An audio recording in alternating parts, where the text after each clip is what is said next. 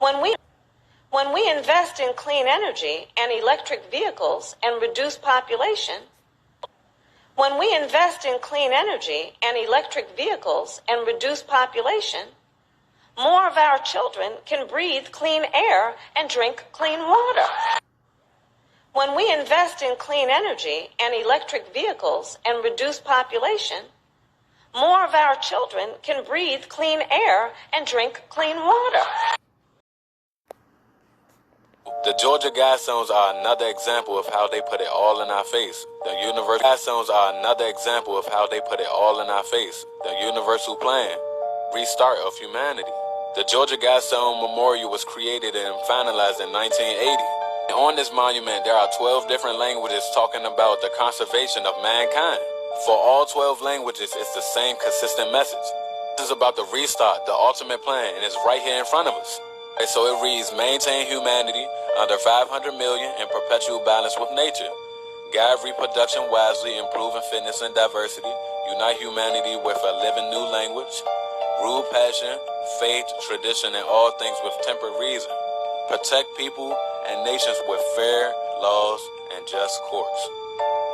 I mean, like, maintain humanity under 500 million. That's wiping out 90%, at minimum, 90% of the world's population. It don't sound like a restart to me. I don't know what it sounds like. That's the ultimate plan. A restart, a new religion, a new language, new life, new everything, under one rule. It's just right here in front of us. I believe it was put into 12 different languages so everyone can understand the ultimate plan. Part of the universal rule for them to have to put it in our face. And here it is. So what have we been telling you?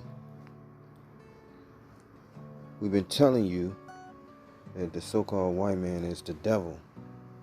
Okay?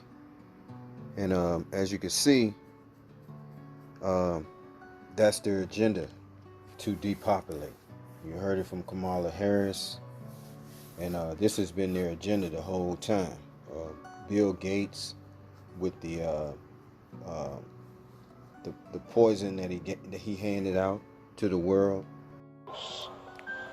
Much faster, much easier, and it's going to ramp up production. One dose, much faster, much easier, and it's going to ramp up production. We'll make it available. We're doing it in this site faster and better than any place in the nation. But we need people to come forward. And we need the black population to come forward. And we need the Hispanic community to come forward. They have to go first.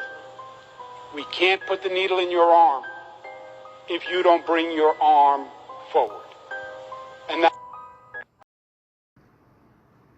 has approved the sale of clone meat to the American public. Ain't that about a god? Age of lab-grown meat has arrived in this country. The Agriculture Department just approved 2 California companies to sell chicken grown in steel tanks using cells that come from an animal egg or a special bank of stored cells. The cell-cultivated chicken will first be available at a restaurant in San Francisco and another one in Washington, D.C., owned by famed chef Jose Andres, before hitting stores. You might be eating cancer cells. Now, you may have heard that the FDA just approved lab-grown meat. The FDA has given the green light for safety and it's a new age meat production. But did you know that it's actually grown from cancerous cells? Now, in order to grow meat in a lab fast enough to A, make a profit, and B, feed an entire population, you need cells that replicate and grow as quickly as possible. Well, what cells grow so fast that they can kill you? The answer is cancer cells. You might be eating cancer. Like when you have a farm that makes are going to be disgusted. The source of this meat, they need fast-growing cells, replicating cells, just like when you have a farm that makes fruit from a tree. You don't want to plant a new tree every week. You want a tree that gives you a lot of fruit. And this is what they're trying to do with meat. And so what do they find? Well, there's something called an immortalized cell, also known as a HeLa cell. HeLa after Henrietta Lacks, who sometime in the 1950s had cervical cancer, and they removed her cancer cells, put them in a petri dish to see how long would they continue replicating, and they're still replicating today. So if you've already started to read in between the lines, you may guess where I'm going with this, that they realize the best source for fast replicating cells to make lab-grown meat that you're going to eat are cancer and pre-cancer cells. That means taking cancerous and pre-cancerous cells, literally, putting them as the base, and having those replicate to continue at the fastest possible pace, produce the meat that you're going to eat. תעשייתית שפיתחנו, שמיועדת להחליף משחטה. לשאלתך לפני כן, פה אנחנו טוענים את המדפסת הזו בתאי גזע, שאנחנו יודעים למיין לשריר ולשומן, והיא יודעת להדפיס טונות ביום. טונות של בשר מתורבת ביום. זה רק לשם ההמחשה, אתה תוכל לבחור את הסטייק שלך, והמדפסת תתחיל לשחרר סטייקים בקצב תעשייתי. סירליון, לא יודע אם אתה אוהב יותר שומן או פחות שומן. באמצע. view order, slide to print, ופה בעצם המדפסת מתחילה לייצר סטייקים. סטייקים, הייחודיות פה היא שתאי הגזע נשארים חיים אחרי שהם מודפסים. סטייק יהיה מוכן בסביב הדקה. דקה. השלב פה הוא שווה ערך לשלב שבו הפרה נולדת בעצם. הפרה לוקח 2 עד שהיא נשחטת, היא מזהמת את העולם בתהליך. פה זה תהליך שהוא הרבה יותר קצר, מספר שבועות, בלי שטח, בלי מים, בלי חתימה פחמנית, בלי פלטות ובלי כלום. איפה הסטייק? הסטייק עכשיו מודפס, ועכשיו אנחנו נעבור זה המקדונלדס של העתיד. כן, כן, זה המקדונלדס, זו הקצבייה והמשחטה של העתיד. פאסט פוד. וההפתעה פה בעצם, אנחנו משיקים היום גם את המדפסת הזו שהיא סמי תעשייתית, ובואו נעבור למדפסת השנייה, שזה השקה העולמית שלנו, שמדפיסה דג. פה זו מדפסת שמדפיסה מוצר שהוא מוכן לטיגון, מה שנקרא ready to cook. מכיל תאים אמיתיים, אנחנו מדפיסים בו בעצם פילה לוקוס. אין עוד חברה שיודעת לעשות דבר כזה. מכיל תאים אמיתיים, כ3 דקות להדפסה. לוקוס עם טקסטורה מורכבת. עכשיו אני אסגור אותה ונראה לכם כבר את זה מוכן. תן לה להדפיס, ככה זה נראה. ואנחנו נתאם את זה עוד רגע. פילה לוקוס מתורבת, שהודפס מבלי בעצם להשתמש בדג עצמו. זה מוכן עכשיו. פעם ראשונה בעולם שדבר כזה קורה. אני אומר ככה, עכשיו מה? טוב, אפשר להמשיך, זה טעים. So hopefully now you know who the devil is, all right, and Satan, all right. It'd be these so-called Edomites, all right. You seen the Georgia Guidestones, you seen the plan, you see what they're trying to come up with, and that is total depopulation, right? And they want to get rid of you, Jacob, all right, you Negroes, Native Americans, and Hispanics. They've always wanted to get rid of you. All right, you are the children of Israel. That's the reason why. All right, let's go into the scriptures. Habakkuk 2 verses 4.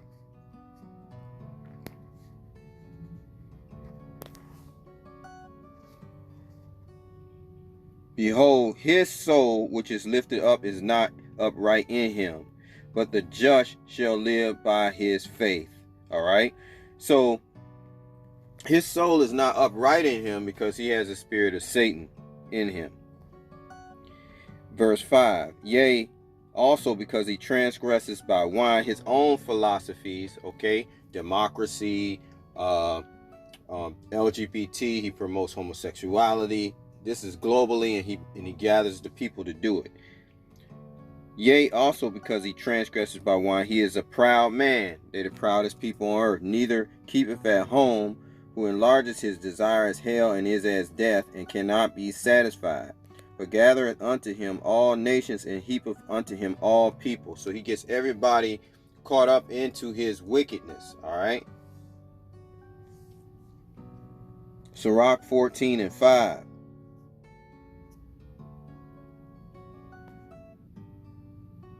He that is evil to himself, to whom will he be good? Okay, he plans on exterminating his own people, all right, in order to stay in power, keep rulership. Okay. He shall not take pleasure in his goods, There is none worse than he that envieth himself, and this is a recompense of his wickedness. So what you have to understand, that he's willing to exterminate his own people to make sure that he gets rid of the Israelites. All right, you Negroes, Native Americans, and Hispanics. All right, he wants to be like the Most High in every way. Okay. Sirach 12 and 10.